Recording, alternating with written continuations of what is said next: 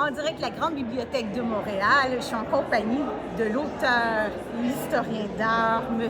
Pierre Bélandry, qui sort son livre ce soir à Montréal, même s'il a paru depuis le 13 janvier 2025, sur Jean-Paul Riopelle, l'artiste peintre et l'homme.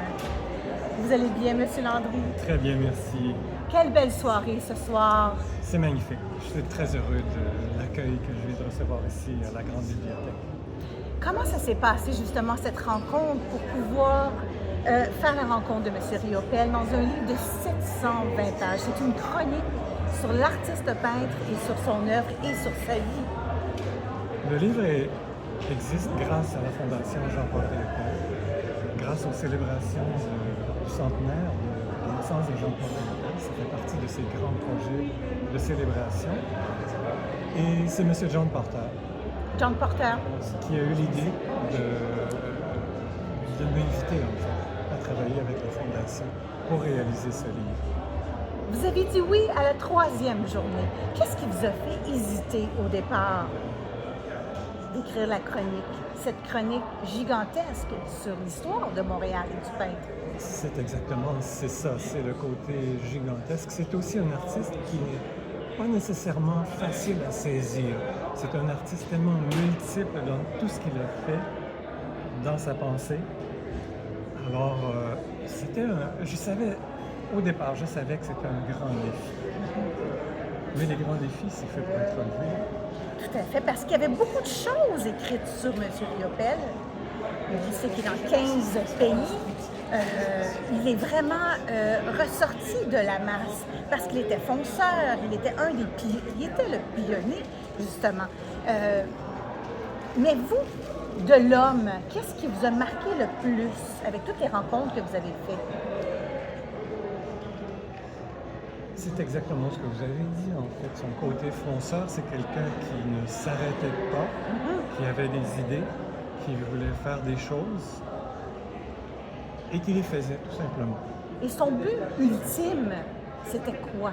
Parce que là, on sait, on peut voir dans le livre, il y a 700 000 œuvres, mais son but ultime, c'était de toucher le monde entier avec ses tableaux? Riopelle était un artiste qui s'exprimait par son art. Oui. Regardez ses œuvres, vous avez son but ultime.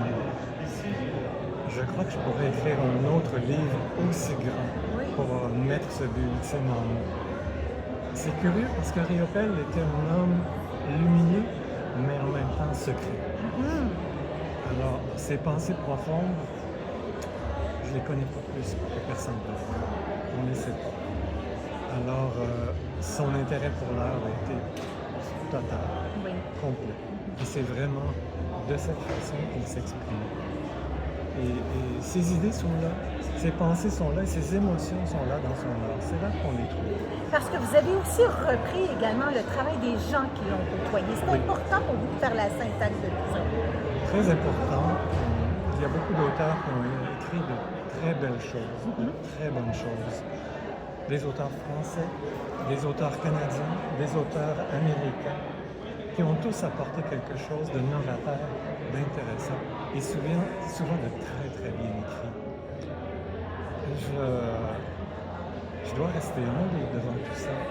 Je dois respecter ces gens-là, et j'ai voulu leur donner beaucoup de place.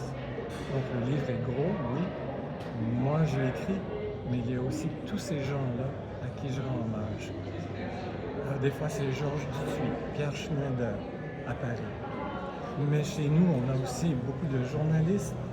On a René Viau, par exemple, qui est le fils de Guy Viau, qui était dans le cercle de Polygone Cordua. Alors, il y a tous ces gens-là. Je devais leur rendre hommage, je devais leur donner de la place. Et je suis vraiment heureux de l'avoir fait. Étiez-vous un amateur d'art à la base, ou pour vous c'était nouveau cet univers? Évidemment, je suis historien de l'art, donc je baigne dedans depuis ma jeunesse. Depuis mon Mais cet homme, est-ce que vous étiez un fan? Est-ce que vous aviez vu ses expositions? Oui, évidemment, j'ai été toute ma carrière dans ce domaine-là. J'ai écrit des petits textes sur Riopelle, souvent sur des œuvres spécifiques de Riopelle. Donc, c'est un univers qui était familier. Alors, Alors quand j'ai accepté de travailler plus à fond, je savais dans quoi vers où Vous l'avez j'allais. côtoyé toute votre vie, toute Oui. votre carrière. Oui.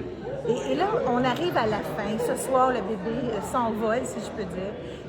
Ce livre, pour vous, vous dites qu'il n'est peut-être pas encore terminé. Il va y avoir un symposium au musée Oui. le 7 octobre 2026. Enfin, l'espace Riopelle sera enfin ouvert au grand public et prêt pour accueillir les visiteurs du monde entier. Oui. Votre livre fait déjà le tour du monde en français.